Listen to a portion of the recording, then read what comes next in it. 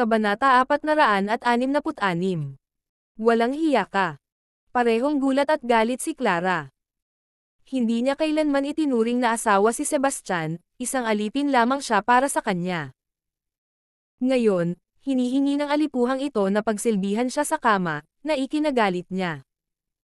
Malamig na sabi ni Sebastian, "You're now my wife." Natural na sa isang misis na pagsilbihan ang kanyang asawa. How is that daring? I never wanted to marry you and don't know how you trick my parents. But we're only a fake couple. If you dare touch me, I'll make sure you regret it. Galit na dumura si Clara. Ngumisi si Sebastian. I never intended to consummate the marriage, but you shamelessly conspired with another man. Kahit patayin kita ngayon, walang magsasabi. Hindi ka mangangahas. Sa tingin mo ba ayoko? Nanlamig ang mga mata ni Sebastian. Uutusan kitang maghubad, baka matulad ka kay Theo. Namuti ang mukha ni Clara sa takot. Nabali ang mga paa ni Theo. Bumagsak na ang kanyang ilong na halos natanggal na ang kanyang mga ngipin, at nawasak ang kanyang pagkalalaki. Sinuntok pa siya sa ulo. Surviving na mag-iiwan sa kanya ng isang kumpletong pagkawasak. Nakakatakot ang isipin na gagawin din ni Sebastian sa kanya. Seamus, napilayan mo na si Theo. Hindi ito pababayaan ng pamilya Claude. Kung gusto mong mabuhay, makinig ka sa akin. Matutulungan kitang harapin ang katawan at takpan ito, sinubukan ni Clara na makipag-ayos. Hindi mo ba ako narinig? Tanggalin mo yang damit mo. Lalong lumamig ang boses ni Sebastian, kumikinang ang mga mata sa pananakot. Hinding-hindi mo ako hahawakan. Ako ang panganay na anak ng pamilya Strauss. Tumanggi akong maniwala na maglalakas loob kang pilayin ako, pang-iinis ni Clara. Ngumisi si Sebastian, pagkatapos ay mabilis na lumipat sa kanyang tabi, hinawakan ang kanyang balikat. Hindi. Please. Maghuhubad ako. Sa wakas ay nasira si Clara, hindi napigilan ang kanyang takot. Si Sebastian ay tila isang demonyo ngayon, nakakatakot sa kanyang kaibuturan. Masunurin niyang tinanggal ang kanyang mga damit, na nagpapakita ng perpektong figure.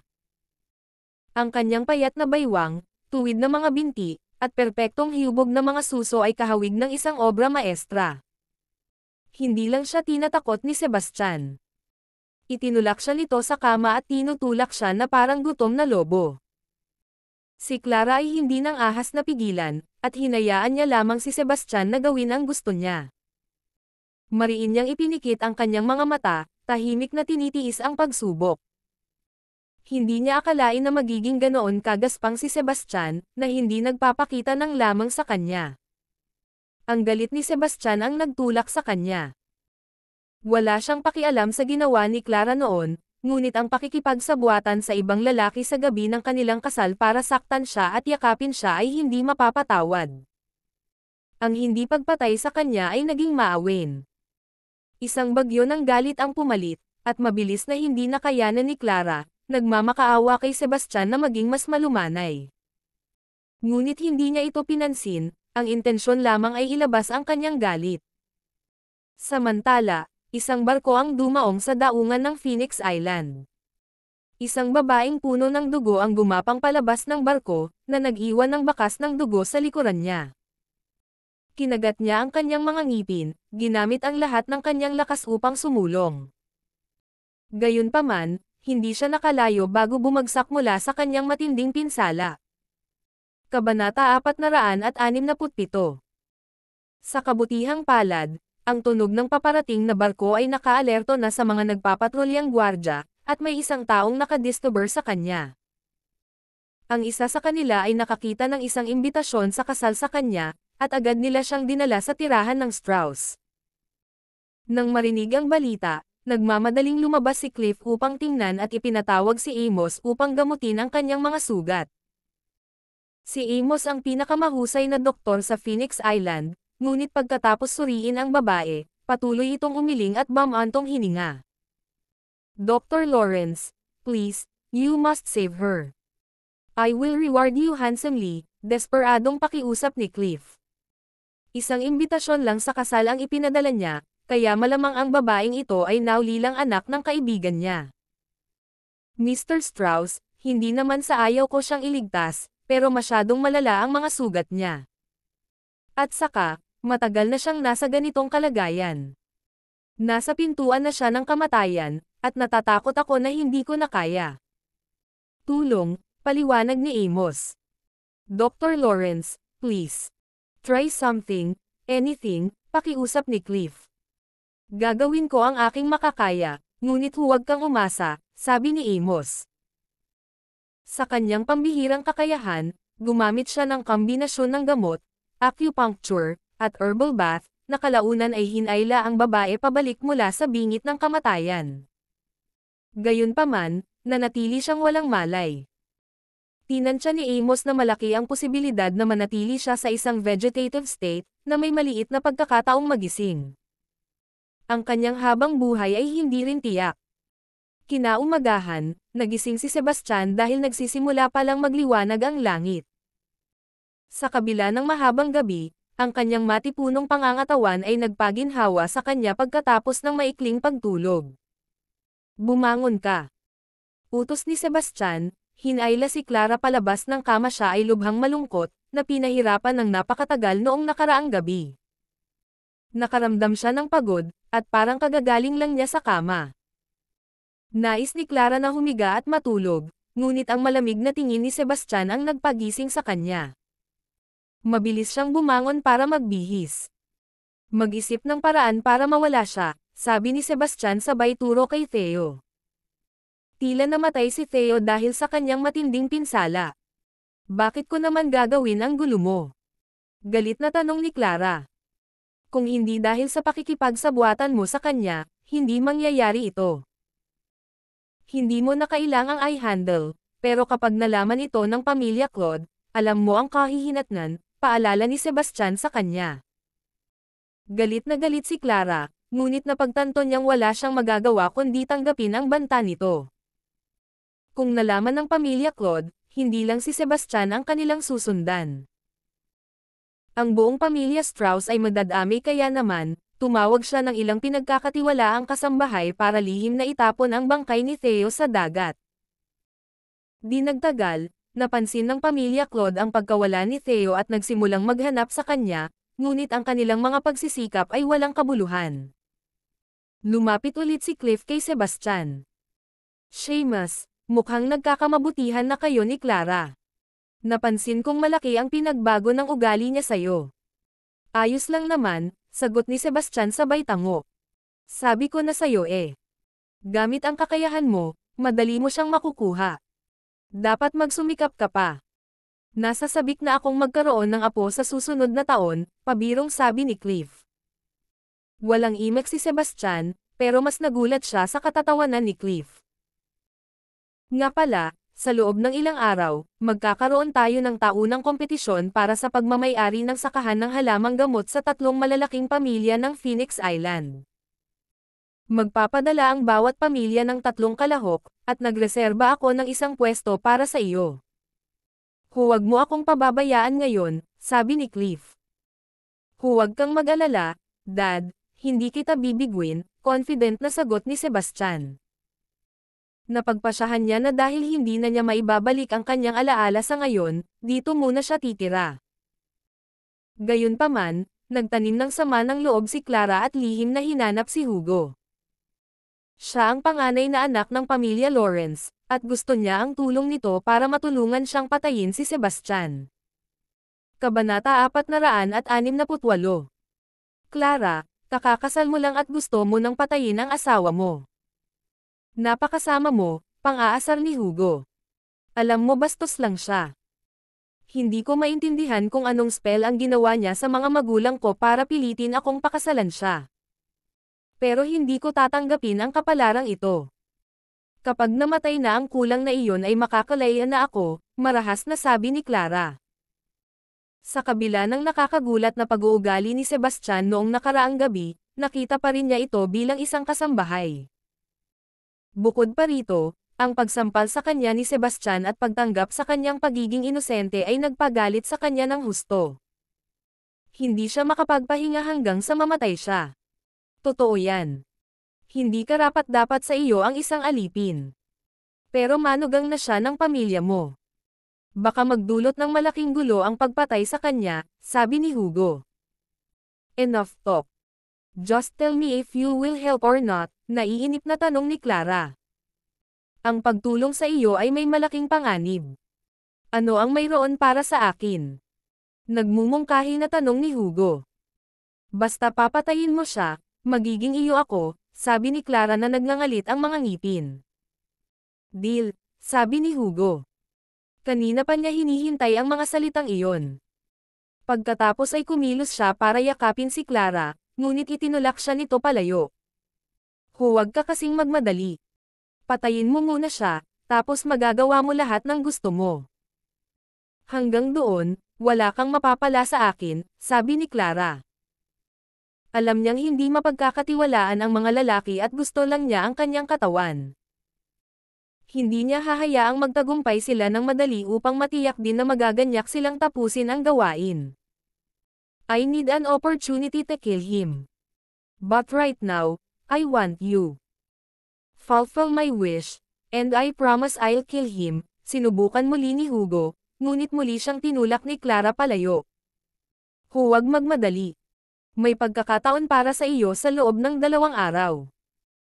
Ang taunang medicinal plant farm competition sa pagitan ng 3 malalaking pamilya ay kung gayon, at ang alilang iyon ay sasali. Maaari mo siyang patayin ng lantaran doon, sabi ni Clara. Ano? Hinahayaan ng tatay mo na makipagkompetensya ang kulang-kulang na iyon. Siguradong wala na sa isip niya, sarkastikong sabi ni Hugo. Hugo Lawrence, let me remind you, that Lucky is not as simple as he seems. Don't underestimate him and end up regretting it, babala ni Clara. Kumbaga lang siya. Kahit gaano pa siya kagaling, durugan ko siya sa isang daliri, mayabang na sabi ni Hugo. Totoo. Ikaw ang pinakamahusay sa mga kabataang henerasyon sa Phoenix Island. Ang pagpatay sa kanya ay dapat na madali. The only issue is making sure you face him in the competition, nakasimangot na sabi ni Clara. Ako na ang bahala dyan. Ihanda mo lang ang sarili mo para sa akin, sabi ni Hugo habang hinahaplos ng kamay nito ang makinis at maselang mukha nito.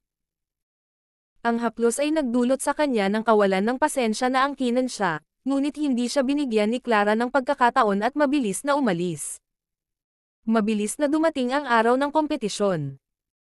Ginanap sa isang lambak, ang 3 pangunahing pamilya ay nagtipon ng maaga sa umaga upang makakuha ng magagandang lugar upang panoorin ang kaganapan. Ang Phoenix Island ay nakahiwalay sa labas ng mundo. Ito ay may napakakaunting mga pagpipilian sa entertainment, na ginagawang ang kapana-panabik na kompetisyon na ito ay isang lubos na inaasahang kaganapan. Sa pagsikat ng araw, nagsimulang dumating ang mga pangunahing miyembro ng 3 pamilya. Ang sentro ng lambak ay ang lugar ng kompetisyon, kung saan ang pamilya Lawrence sa silangan, ang pamilya Claude sa timog, at ang pamilyang Strauss sa kanluran. Inihanda ang mga upuan, ngunit para lamang sa mga pangunahing miyembro at senior na eksperto. Si Sebastian, na ngayon ay itinuturing na isang pangunahing miyembro ng pamilya Strauss, ay nakatayo sa likuran dahil sa kanyang murang edad. Kabanata 469. Sa magkabilang gilid niya ay ang magkapatid na babae, sina Clara at Artemis, na kasali rin sa kompetisyong ito. Bago pa man magsimula ang patimpalak, ang mga tao ay nagdidilig na sa mga maiinit na talakayan. Talagang humihina ang pamilya Strauss. Hindi lang 2 babae ang pinadala nila para makipagkompetensya, ngunit nagpadala rin sila ng isang lalaking may kasambahay na pinanggalingan para lumaban. Dapat talagang desperado na sila. Tama. Ang lakas ni Artemis ay disente, kaya may kaunting tsansa siyang manalo sa susunod na laban.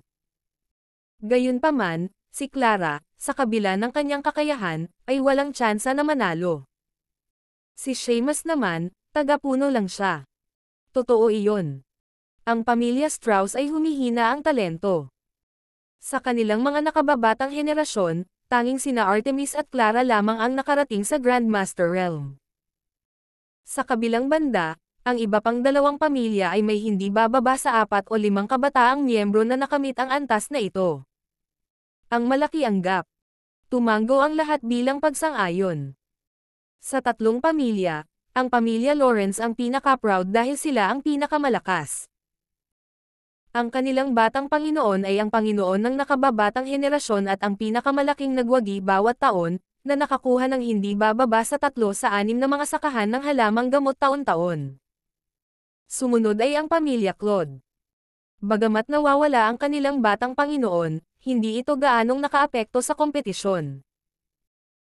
Sa kabila ng pagiging isang Grandmaster, ang edad at limitadong talento ni Theo Claude ay naglagay sa kanya sa labas ng nangungunang 3 sa nakababatang henerasyon ng kanyang pamilya, kaya hindi pa rin siya mapipili upang makipagkompetensya. Sa kabilang banda, ang pamilya Strauss ay nasaran ng loob dahil sila ang pinakamahina. Noong nakaraang taon, nakuha ni Mike Strauss ang pinakamasamang sakahan ng halamang gamot, na halos hindi nakatustos sa pang-araw-araw na gastusin ng pamilya. Gayunpaman, sa taong ito, si Mike ay higit sa 30, at ang kompetisyon ay nangangailangan ng mga kalahok na wala pang 30. Kung wala siya, natatakot sila na hindi sila mananalo sa anumang mga sakahan, na ginagawang malungkot ang kanilang hinaharap. Ito ang dahilan kung bakit hinanap ni Cliff si Sebastian na pakasalan ang kanyang anak na babae.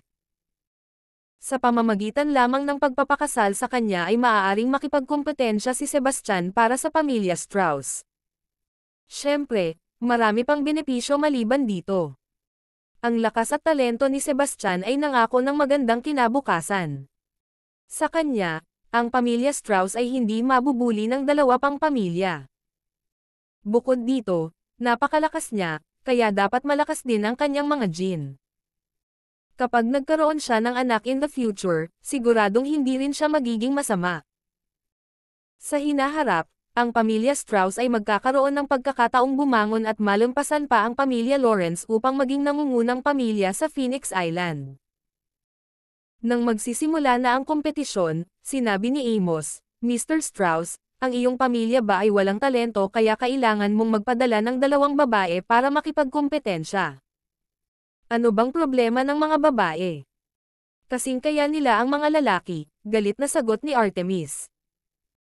"Eksakto, maraming babae ang nanalo sa mga nakaraang kompetisyon," Clara echoed. Ani Amos, "Tiyak na magiting kayong 2. Masarap magkaroon ng kumpiyansa, ngunit ang kompetisyon ay tungkol sa lakas, hindi kumpiyansa. Huwag kang mabaigo kung matatalo ka." Hindi na sila nagtalo pa. Alam nilang maliit ang tsansa nilang manalo. Patuloy ni Amos, "Mr. Strauss, isang bagay ang pagpapadala sa iyong mga pamangkin, ngunit bakit ka nagpapadala ng isang kasambahay? Ang pag-aaway ay hindi laro ng bata. Kung siya ay hindi sinasadyang mapatay, ang iyong anak na babae ay magiging balo kaagad pagkatapos ng kasal." Sagot ni Cliff, "Mr. Lawrence, nagkakamali ka. Hindi kasambahay ang manugang ko. Sandali lang siyang nagtrabaho bilang isa dahil sa pagkawala ng memorya. Naniniwala ako na susurpresahin niya ang lahat dito. Maraming tao ang lihim na nanunuya." Sabi ni Amos habang nakangiti, "Mukhang malaki ang tiwala mo, Mr. Strauss. How about we make a bet? Ano ang gusto mong tayaan?" Tanong ni Cliff. Ani Amos habang nakangiti, "I bet your family won't win a single medicinal plant farm." "Ano ang mga pusta?" tanong ni Cliff. "Nawalan ng asawa ang kapatid kong nasa edad na. Hindi ko kayang makita siyang nag-iisa. Kung ako ang nanalo, paano mo ipakasal sa kanya si Artemis?" Nakangiting mungkahi ni Amos. Kabanata 470. Nang marinig ito, nagbago ang ekspresyon ni Artemis. Galit na galit si Cliff. Sabi niya, "Mr. Lawrence, you are an elder. How can you say such outrageous things?" Ngumisi si Amos. "Mr. Strauss, a bet naturally comes with conditions. Besides, magaling ang kapatid ko. Ano bang masama sa paghahanap sa kanya ng mapapangasawa?" Manuel Lawrence chimed in excitedly, "Amos is right. A bet is fair. You can propose your own terms too." Tignan mo ang edad mo. Masyadong malaki ang age gap. Galit na galit si Cliff sa sinabi niya. Si Manuel ay halos 50 taong gulang. Siya ay maikli at matipuno, na kilala sa kanyang mga kakaibang anteng-anteng. Siya ay nag-asawa at nakipaglaro sa 5 o 6 na asawa, na lahat ay namatay sa ilalim ng kanyang pang-aabuso. Ibinasura ni Amos ang pag-aalala at sinabing, ang edad ay hindi isang isyo. Sa Phoenix Island man o sa secular na mundo, karaniwan sa matatandang lalaki ang magpakasal sa mga kabataang babae. Ano ang problema? Kung tungkol sa agwat ng edad, hindi mahalaga mula noong walang kadugo, bakit hindi? Mr. Strauss, hindi ka ba masyadong confident kanina? Why hesitate now? Tinuya ni Manuel, na naglalayong pukawin si Cliff na tanggapin ang taya. Matagal na niyang pinagnanasaan si Artemis at gusto niyang ibalik ito para sa kanyang kasiyahan. Kung si Artemis, ang pinakatalented sa nakababatang henerasyon ng pamilya Strauss, ay sumali sa pamilya Lawrence, mas mahirap para sa pamilya Strauss na bumangon muli. Biglang nagalit si Cliff. Tugon niya. Katawa-tawa. Bakit ako matatakot? Tataya ako. Kung matalo ka, gusto ko ang pinakamagaling mong tanim na halamang gamot sa loob ng 10 taon. Oo naman. Deal. Walang pag-aalinlangan na tinanggap ni Amos, sa takot na baka magbago ang isip ni Cliff. Alam na alam niya ang kakayahan ni na Artemis at Clara. Alam niya na wala silang pagkakataong manalo dahil pareho silang bagong pasok sa Grandmaster Realm at sila ang pinakamahinang kalahok. Tungkol naman kay Sebastian, hindi niya ito tinuring na banta. Tito, paano ka pumayag dito? Tanong ni Artemi na namutla ang mukha sa takot. Bagamat ang mga bata mula sa mga kilalang pamilya na tulad niya ay madalas na walang masabi sa kanilang pagsasama, kahit papaano ay magiging makatwiran ang agwat ng edad. Si Manuel ay mas matanda sa kanyang mga magulang, pangit, at bali-balitang perwisyo. Mas gugustuhin niyang mamatay kaysa magpakasal sa isang tulad niya. Artemis, kailangan mong unawain ang aking mga paghihirap. Ang aming pamilya ay mahina sa loob ng maraming taon, kaya ang pagkapanalo sa taya na ito ay magdadala sa amin ng napakalaking benepisyo. Paano kung matalo tayo? Masyadong malaki ang panganib. Please, Uncle, ibalik mo, pakiusap ni Artemis habang nakaluhod. Nawala ang kanyang mga magulang sa isang aksidente ilang taon na ang nakararaan, at itinuring silang patay na. Dahil walang tutulong sa kanya, tanging si Cliff lang ang nagagawa niya. Artemis, kahit matalo tayo, magiging bayani ka pa rin sa pamilya natin. Sana maintindihan mo. Mahinahong sagot ni Cliff. Napaluha si Artemis, alam niyang maliit ang tsansa nilang manalo. Bagamat nadurog ang puso, hindi maipahayag ni Cliff ang kanyang pakikiramay dahil natatakot siya na baka may pagdudahan ang pamilya Lawrence. Hindi nakatiis si Sebastian kaya tinulungan niya itong tumayo. Sabi niya, Ms. Artemis, don't worry. We will win. Tumango si Artemis. Pilit na ngumiti, akala niya ay sinusubukan lang siyang aliwin ni Sebastian. Nang makakita ng pagkakataon, hindi makaimik si Robert. Tumingin siya kay Cliff at sinabing, Mr. Strauss, paano na rin ang taya sa atin? Ano ang gusto mong taya? Galit na tanong ni Cliff. Nakangiting sinabi ni Robert, pusta ko walang makukuhang kahit isa medicinal plant farm ang pamilya mo. Kapag natalo ka, ibigay mo sa akin ang mga spirit herb mo. Paano mo nalaman ang tungkol sa aking spirit herbs? Tanong ni Cliff. Nabigla siya dahil hindi niya sinabi kahit kanino, kahit ang kanyang asawa o anak na babae. Sumagot si Robert, wala kang pakialam kung paano ko nalaman. Tinatanong kita ngayon. Do you dare to bet? Dahil naibigay na ang spirit herbs kay Sebastian, tatanggi na sana si Cliff nang sumingit si Sebastian, sige, tatanggapin namin. Kapag natalo ka, dapat ibigay mo sa amin ang pinakamaganda mong medicinal plant farm sa loob ng 10 taon.